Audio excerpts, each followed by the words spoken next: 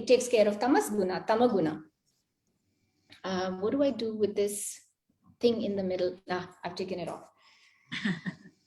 Yeah, so it also means to manage your tamaguna, which means tamas. Tamas also means cobwebs of the mind, all your impressions and your emotions and everything that we take in. Tamas also means carbon dioxide. So it also means it's it's a param tapas, it's highly detoxifying. So there's lovely interpretation of pranayam as you go into pranayam, but how do we really break it down to simpler practices? Mini, I'm going to ask you, can you come closer in because the sound is a little bit louder? Yeah. That's better. Better? Is that better for everybody? If somebody can just write in the box, yes, that'll be great.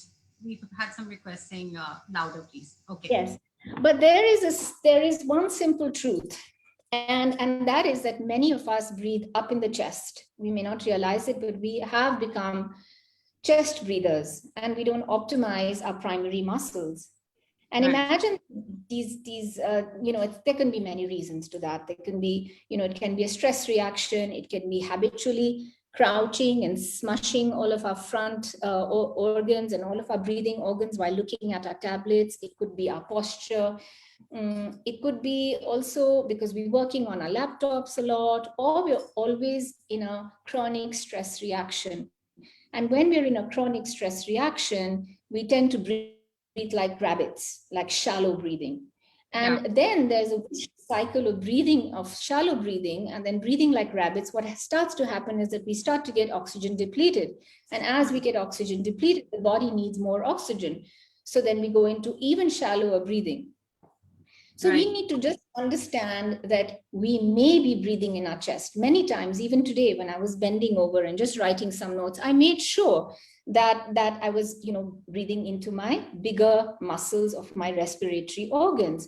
So what starts to happen is that when you start to breathe in shallow, you're immune compromised. You're immune compromised, and it's also degenerative because it tires the heart. It tires the heart, and hence you age faster.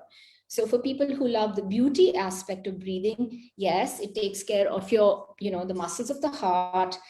This is a beautiful analogy that the American Indians have to the diaphragm, which is it is a muscle that separates heaven and earth. And it's such a fitting explanation, because imagine all the organs above the diaphragm, which is your heart, your thymus, your lungs, your head, and all the muscles below the diaphragm, which is your stomach, your spleen, your liver. So what the primary muscles do when we breathe deep, it starts to churn and massage and give nutrition to all of these muscles, and which is why chest breathing, and of course, we'll talk about it a bit later, what happens when we actually use our diaphragm, what happens mentally, what happens to the nervous system, what is the parasympathetic nervous system, why are we so always on a sympathetic mode most of the time, living in our high-paced, stressed lives. So yes, the truth is that we have become chest breathers. And so we have become chest breathers, and using these delicate muscles of the upper body. And these upper body muscles were not supposed to do the main job of breathing. These are your, your sternum muscles, your muscles of the collarbone, your muscles of the neck. And so I will do a little visualization with you, if you like, where if I was to ask you to imagine a pyramid in your torso, and the base these are the correct muscles to breathe from. Is that what we're doing now? I am actually getting you an understanding of how we should be able to optimize the breathing in our lower lobes of the lung. And there's a few reasons for that. The maximum blood circulation, most hemoglobin-laden blood is in the lower lobes of the lung. We have 5 lobes in a lung, and it's the lower lobes of the lung that has most of the oxygen and carbon dioxide exchange going on. This is where we take in most of our nutrition for our organs. Right. Okay.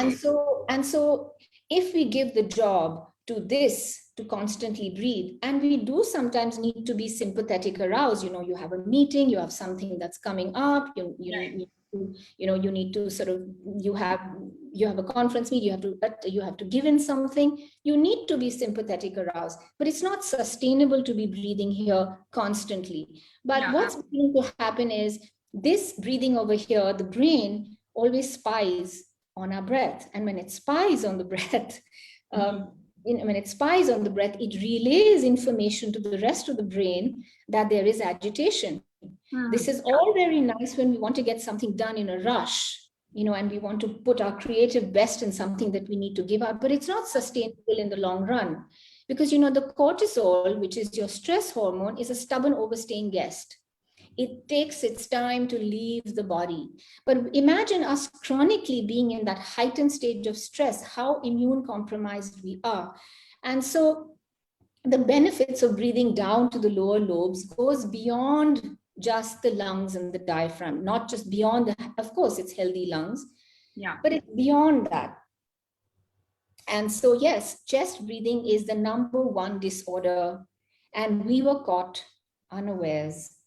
We were caught unprepared and unaware. Right. And maybe, I wish it did not take a pandemic for us to understand. We need to really understand this highly sophisticated machinery of our respiratory system, because when nature makes something, it makes it with great detail. Absolutely. From the nose to the trachea, down to the lungs, to the bronchioles, to the alveoli, to the diaphragm is one passage. What affects the nose, what affects the parasinus openings affects the diaphragm. What affects the diaphragm affects our thinking. What affects our mind affects our immune system. And then there's this whole homeostasis, this balance that gets disrupted. So for people who are interested in science, this might be a great hook, because science interests me. Why do we do what we do interests me. Yeah. But the yogis knew this then. They knew this then. They knew that the foundation of all breath practices begins by breathing down to the lower lobes of your lungs, Bhavna. Breathing down to the lower core of the body. You must have heard belly breath. You must have heard abdominal breathing. You must have heard diaphragmatic breathing.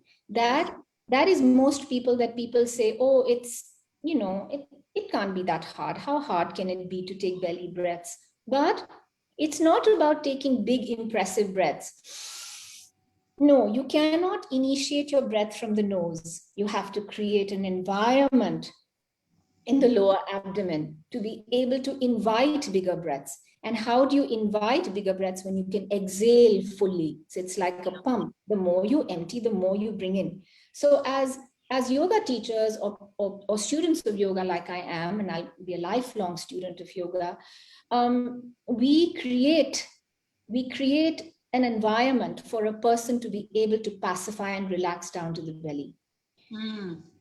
We create a situation where you go back to breathing, your primal breathing, your rest, reset, recharge, replenish breathing, which is your lower abdomen breathing. And that is how we bring in this beautiful balance of pranayam practices. Thank you. That's wonderful, Mini. And I like the way you just explained everything. And you're right, everything is beautifully connected. Mins, can you actually share with us what is the right way to breathe? Okay. So many people, if I ask you to take a breath into your belly, you might find that there is a syndrome and a phenomena called lazy diaphragm. It's called a lazy diaphragm. I'm sure I have it. You'll be surprised. You'll be surprised. It's people who tend to be, and I know you meditate, and I know that, so it's all bringing your nervous system into some sort of a balance. It's not always being on the right or the left. It's being a bit of both, like we should be. Yeah. And so the lazy diaphragm is your thickest muscle. It's this large muscle at the base of your lungs. It's like a dome, I'd mentioned, right? And that is stubborn because it hasn't moved. So it's like so if I ask you to do breathing exercise with the abdomen and you haven't relaxed your abdomen, and I give you a 20-pound dumbbell to lift and you haven't moved your biceps, you're going, your muscle will feel like you couldn't cope. Atrophying. Yeah. Like it'll atrophy. Yeah. Yeah. So we ask people to really lie down, go ahead and put their calves on a chair, on a sofa, on a muda, and just put their right hand on the lower belly and just go. Feel the belly expanding and descending, expanding and descending. In the beginning, it feels counterintuitive. It feels like the mind wants to resist because we are just humans. As humans we are full of samskaras. We're full of patterns, and patterns make deep, stubborn grooves. No, they make deep grooves. So to ungroove a pattern is to first unlearn. Yes. Unlearning is so important. Really just this is why I thank you for inviting here, because sometimes it's just nice to to just like break up pranayam into simpler understanding of pranayam, so that we can re-enter pranayam from another perspective if it's necessary. So Mini, Yes. I just want to ask you, in the practice you just suggested, so do we have to elevate our legs? Is that right? Just lie on your back and elevate your legs. Is that what you meant? Okay. One simple practice is to lie in shavasana, just put like a cushion underneath the calf, put your right hand on the belly and just watch your belly swell and rise. All right, that's one practice. Another practice is a simple practice of humming or singing. That helps you lengthen your exhalation as well, which is why mantras has always been a precursor to pranayam. And also just a humming. So we could just do a sound which will help us relax the lower torso to be able to take in deeper breaths from like we'll just do into abdominal breaths. Okay. But before we begin any practice, I must emphasize the importance of posture. I must. Yes. Because Absolutely. not being judgmental or anything, but I've noticed that posture takes a backseat with many health practitioners and many people on Instagram who talk about beauty and face and hair and all of that. I feel like they're compressing sometimes. There's compression, and all of this compression restrains our breathing muscles. So a very simple trick is, Bhavna, you take your thumb and put it in the tendon of your armpit and lift your armpit like it was a stirrup. So you keep your shoulders down, you just basically lift. Okay. For the audience, if you'd like to try, please go ahead. Am I doing it right or wrong, Mint? That's right. Mini? You keep your shoulders down and you just lift your torso. The idea is to separate your rib cage from your belly. So I'll turn my camera slightly down. So the idea is to separate your rib cage from the belly. So you're not compressing your rib cage. So your chest is not settled on your tummy. Your chest, your rib cage, the bottom of your rib cage, the floating rib cage over here is separate from your tummy. So you can even put your hands and separate here. You can even hook and lift. So it's like a stirrup. You lift the front body, you lengthen the front body, and that by itself will help you relax your breath. Another very simple technique is if you take two fingers and place it on your sternum and you place the other one on your navel, just 3 fingers like this. These are your 2 points. Can you create more distance between these two spaces? So one is this shortened distance, which is we're not aware of our postures. One is being aware of our postures till it's a habit, right? So posture is number one, right? And then the other thing is just freeing your primary muscles for breathing. There's 2 primary muscles of breathing which are most important is your rib cage. So always asana comes before pranayam for this reason. So these are your intercostal muscles. These are your rubber bands between the rib cage. Yeah. So you can do any side stretch, you can do any lateral stretch that you like. Take a few breaths here, let your stomach rise and fall to each breath. You can even start with just stretching, lifting. So the idea is to retrain your muscles of sitting. Right. So we can do any of these. You can do a short yoga practice before you sit down for pranayam. You can do 5 stretches. The idea is to make space in your rib cage so the rib cage does not lose its elastic recoil. So the rib cage is not meant to be a cage which you are held in. It's meant to be elastic. So that is the idea. But Mini, can I just share with you? So I've just done this, and in breathing into those, I feel a sense of a little bit more expansion, or I can go deeper. I don't know. Is that true? Yes. So the idea is to not compress. It's just really just a simple takeaway from this is to do some postural exercises. Okay. And the other thing is, so you can do things like this because the diaphragm attaches to your lumbar. You can start even arch like this and push your chest forwards, your sternum opens. Right. Like that. Okay. Yeah.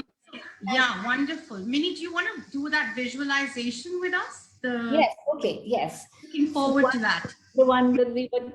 A simple way to understand if you are breathing into your deeper muscles or your thicker or your primary muscles is to imagine a triangle with the base of the triangle in your lower torso.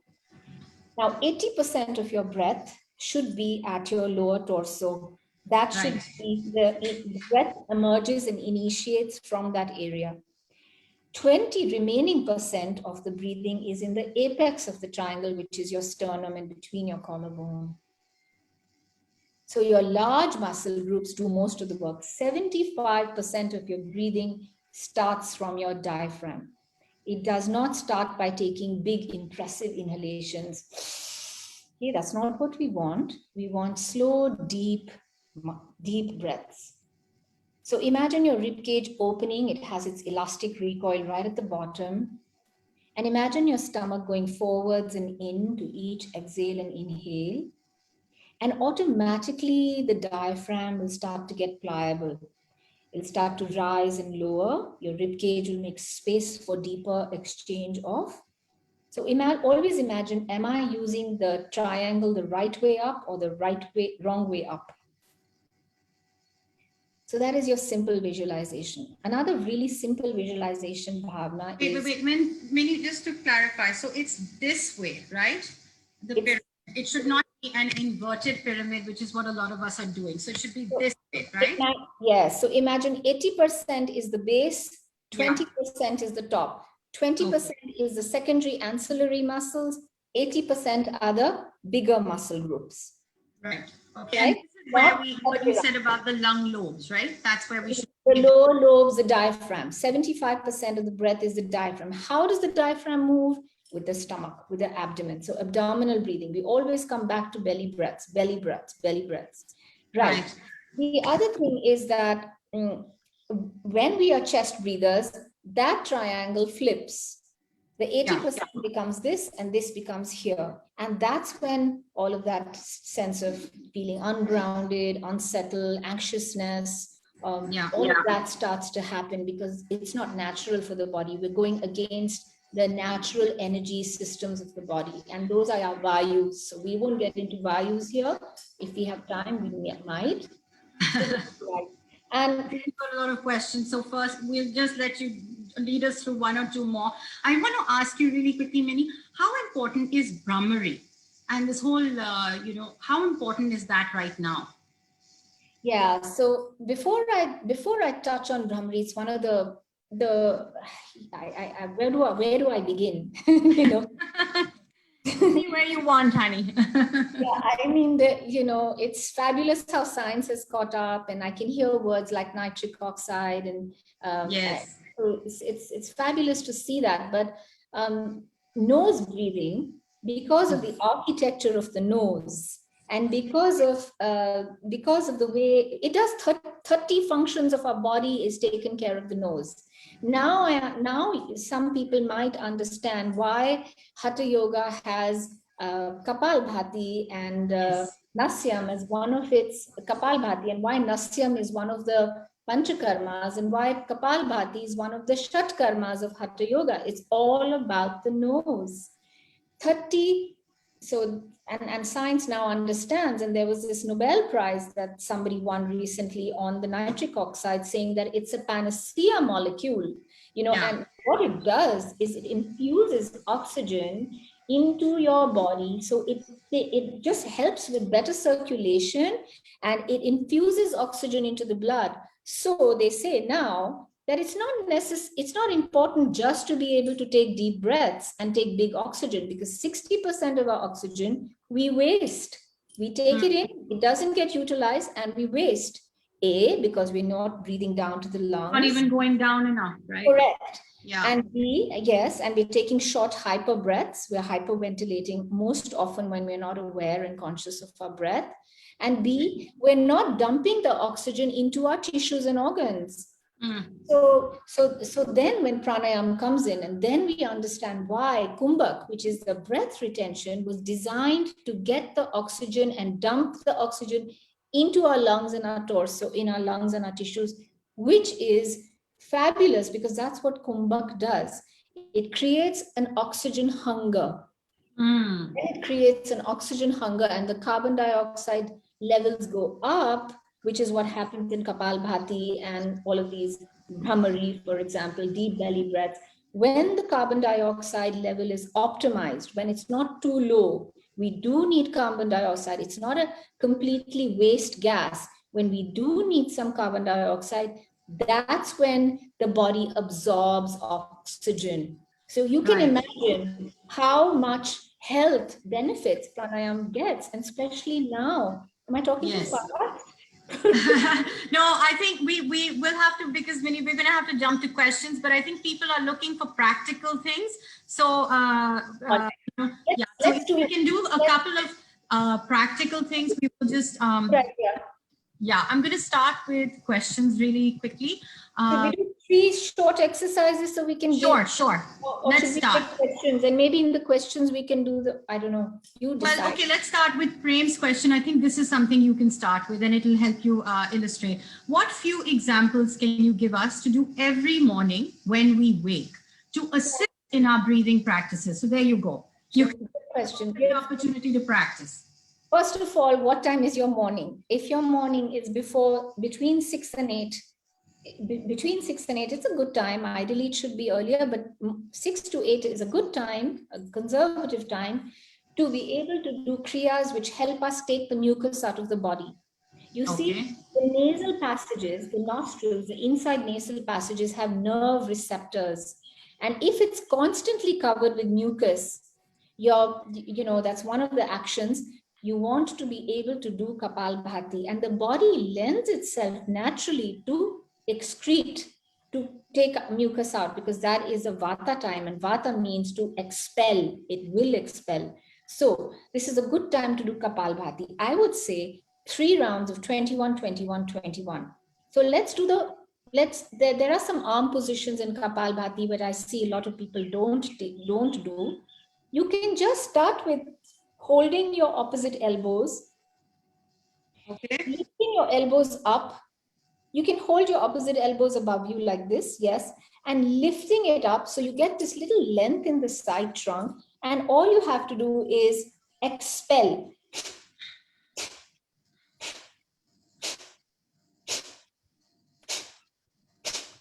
So Bhavna, I can't see you, and I can't see others who may be wanting to try. Are you using your abdomen? You're not able to see me? Am I not pinned, Rinki? I thought... I need to be able to know. So the point of Kapalbhati is to stimulate your belly, and the belly stimulates the diaphragm. So this is a good start. 3 Kapalbhatis with 3 21 each. 21 times. Eventually you want to build it up to 36, 36, 36. And rest between your rounds. Keep a tissue handy, keep some oil handy, and massage the inside nasal lining of your nose with mustard or ghee or sesame or anutel, whatever you have. And so then that's one exercise. Almond oil the other okay exercise or no? I'd like you to do is, I don't think so. Okay. I just use sesame because sesame is the most permeable, it crosses that brain-blood barrier. It mimics our natural sort of our natural fat most closest. So Okay. This question, the gentleman who asked this question, he's asking for a follow-up. Just he wants to have clarity. Are you breathing in and out of your nose only or from your mouth? Can you just... So that Bhastrika, we're talking about Kapalbhati. This is only nose. So it's like this. And how am I expelling air? I'm forcefully expelling air, but my inhalation is passive. And I'm using my abdomen muscle. It's a good way to train before the belly breaths. The second thing you need to do is put your right hand on the belly. Okay. Yeah. And when you exhale, breathe and empty the base of your lungs using your stomach. So then fill up, and this is the roots of your breathing techniques. Fill up your lungs. First the stomach inflates, then the lower rib cage opens, and then begin to empty. So you sequentially empty, and the last thing you empty is the pelvic bowl and the lower belly. So this comes with a little practice. There's no forcing of the stomach to go forwards. There's a slight, how should I say, a slight expansion and a slight, a slight swelling. I would say swelling is a safe word, not pushing. So swelling and lowering, swelling and lowering. So this would be the first. The second practice, to answer the gentleman and everyone here, to let the breath become dirgha. These are parameters given in Yoga Sutras and they still apply. Dirgha means long, sukshma means subtle. So your breath should be not a big impressive breath. No, we want to first make space. You want to invite the breath here. So stomach, rib cage, collarbone, empty, stomach, down. Stomach, inhale, rib cage expands, sip the breath up, empty, empty, empty. So one visualization you could do to start with is this. This is to an inhalation, empty down exhalation. So the stomach should feel like it's pushing out the air from the base of the lungs, right? And what's really interesting about this is, one of our 12 cranial nerves, it's called the wandering nerve. It's called the vagus nerve, and a lot of people study about the vagus now. But how did yogis know then that the vagus travels through your throat and it also has tentacles in your diaphragm sphincter? So once you move the diaphragm, it tells the body all is fine, all is cool. You can digest your food. You can, you can prepare to bring your blood circulation to your vital organs, not to the periphery, not to your limbs to run or hide or save yourself, but to your vital organs. So can you imagine the effect of that to your immune system? Tremendous. And all you need is 5 minutes of pranayam instead of 20 minutes of pranayam every other day. 5 minutes morning, 5 minutes evening. Quick Kapalbhati, diaphragmatic breaths, Dirgha breath, and I'm going to give you 2 more wonderful exercises for you to do. The reason I picked this exercise is nowadays, I recently heard it's called IMT. IMT means inspirational muscle training. Athletes are given inspirational method muscle training. And I was fascinated to know that it's a good old pratilom breathing. Pratilom means you partially constrict your nostril, say 50%, and I'll show you the first one. You partially constrict your nostril and you go.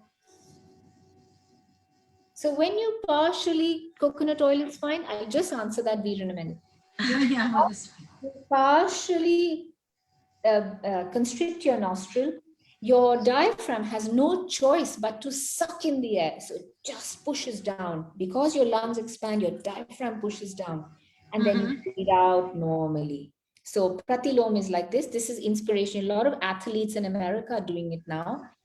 This is a good old pratilom. What is pratiloma? Loma means the hair in your nostrils. Prati means against the hair of your nostrils. Pratiloma. So you breathe in.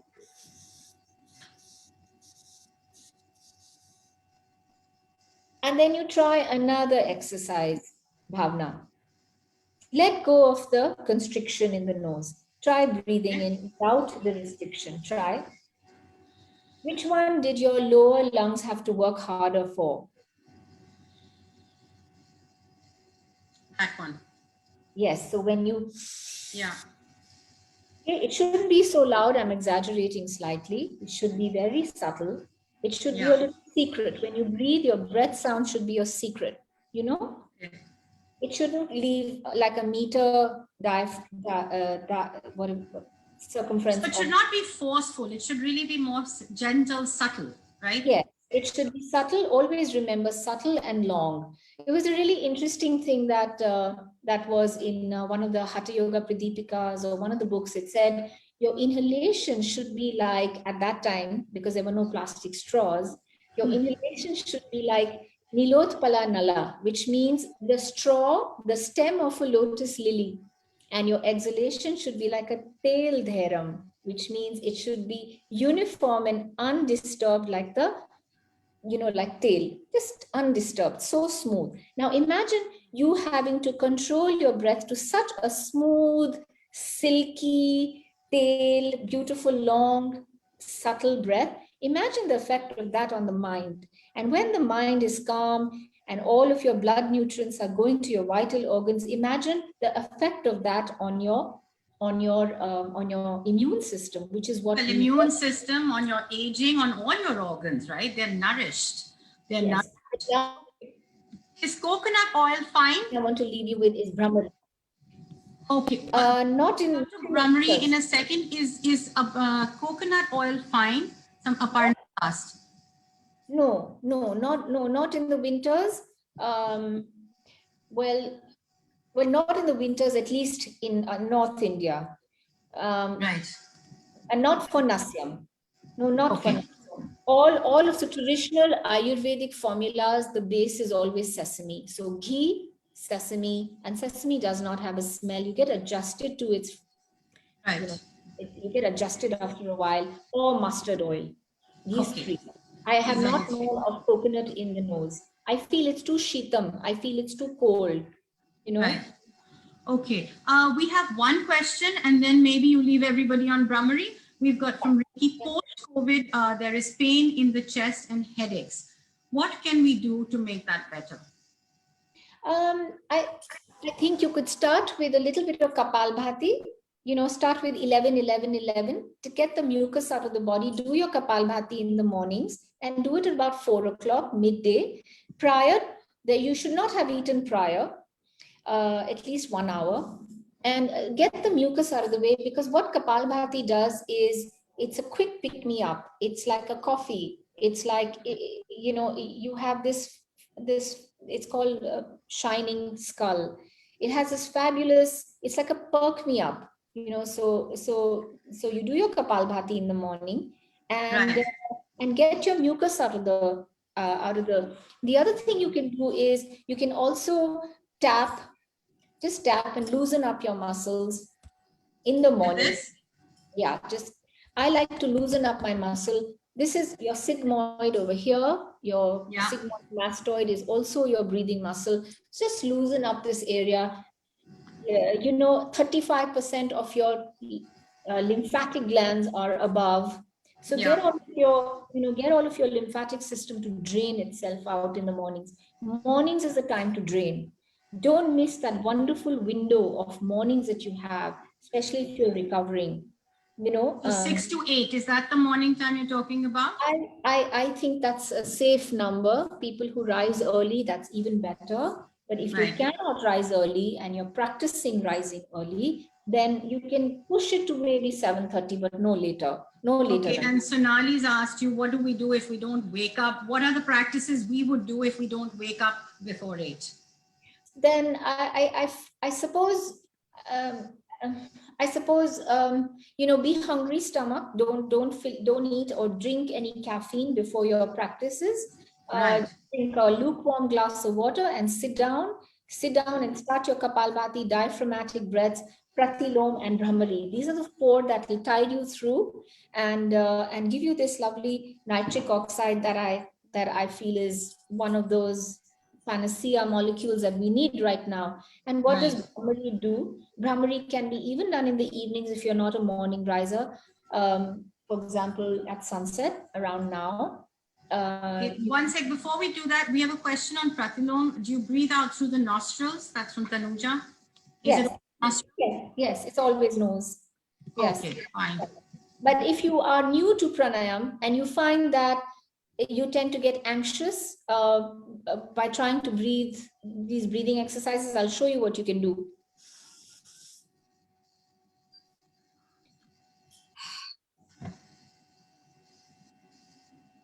You know, for people who tend to get anxious, their body, the muscles start to get tense. And when you get tense, you cannot breathe.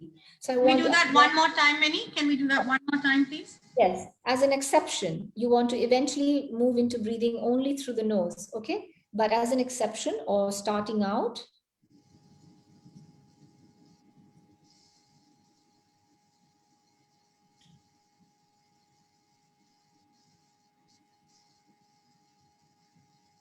breathing out through the mouth helps your body relax. And then again through the nose. And level 2 would be breathing out through the nose gently. Now you can bring, if you're used to doing Anulom Vilom, a lot of people are habituated to Anulom Vilom. Yeah. You can do your Anulom Vilom with restriction like this. No restriction. Breathing in right, restriction.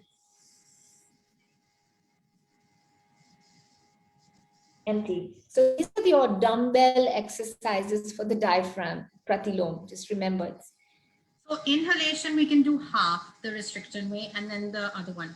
I know we have to be cognizant of time. Sure, you can even restrict 20%, 10%. That's a good start. Just slightly. Yes. Right. Okay. Swapnil's asking, post-COVID, there is some cough in the throat. Is there anything that can help with that? Cough in the throat could be post-COVID.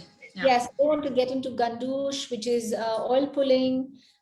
I think Kapalbhati is the best one to take mucus out. It was designed with one of the kriyas. It's not even a pranayam.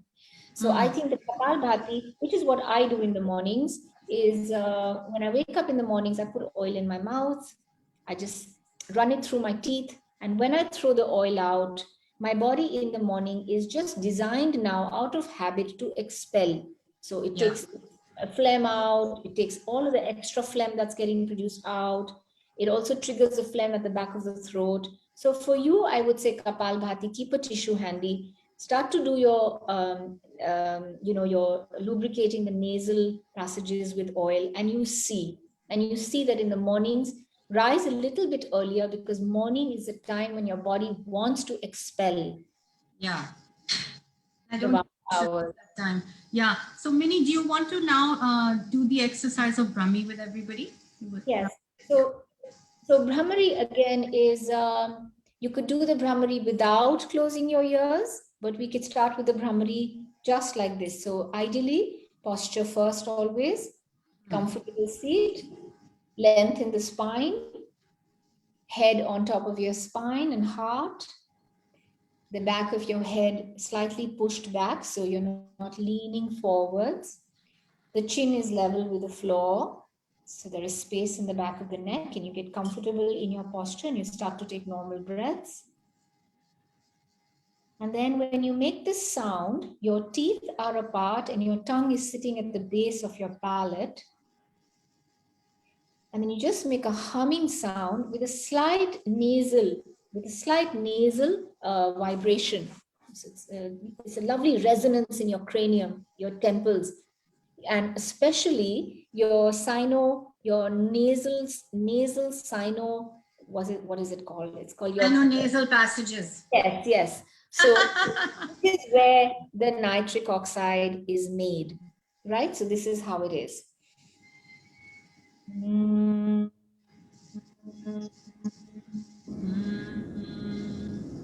I doing it right? Yes. Deep inhale, slow and long, deep exhale with a humming sound. And you want to move into, the next thing you want to move into is this protrusion in your ears. Yeah. Close that protrusion off. You can rest your eye, your two fingers on your eyelids, tuck your Right. chin slightly, and then close off your ears and feeling that humming sound, the vibration. Mini, am I holding it right? Yeah, you just block off your ears. Like Gently lay your fingers on your eyes and just make this humming sound and let there be an imprint of the vibration once you're done. And I'm going to tell you how many minutes you should do this.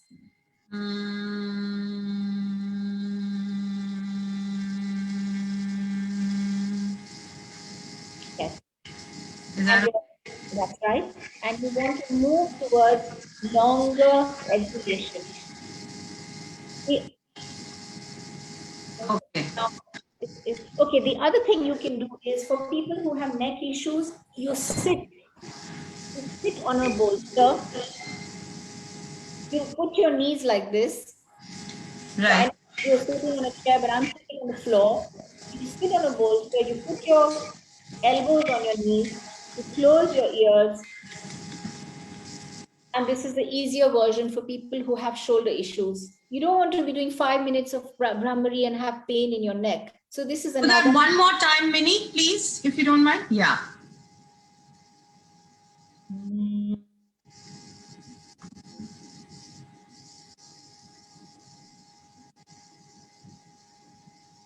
I've got this little height, a little cushion underneath my hip. You know, it's like a hard buckwheat cushion, not one of those soft ones from your living room, but a hard one. And you rest your elbows so there's no pain building up.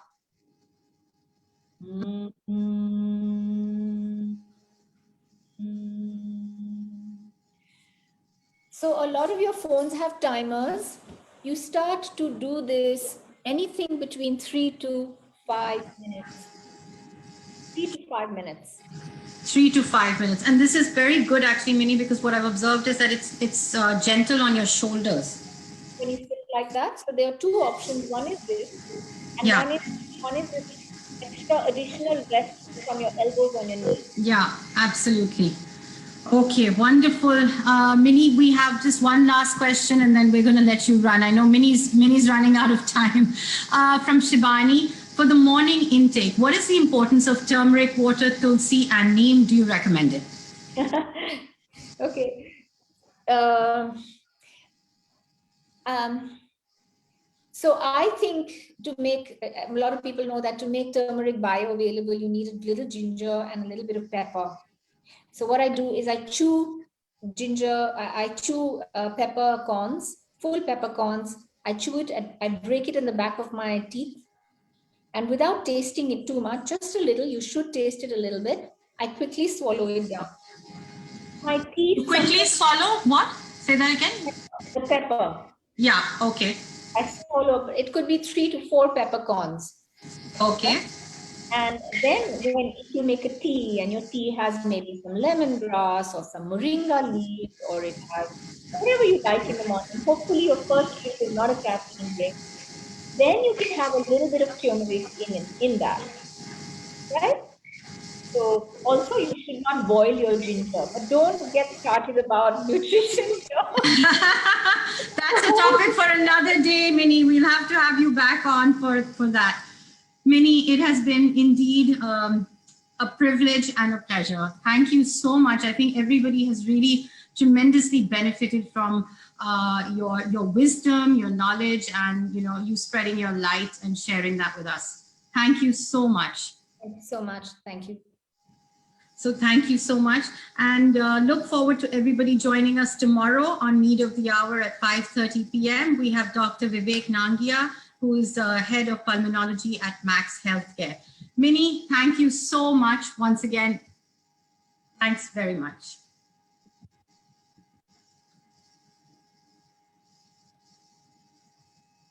I'm logging off, guys. Thank you.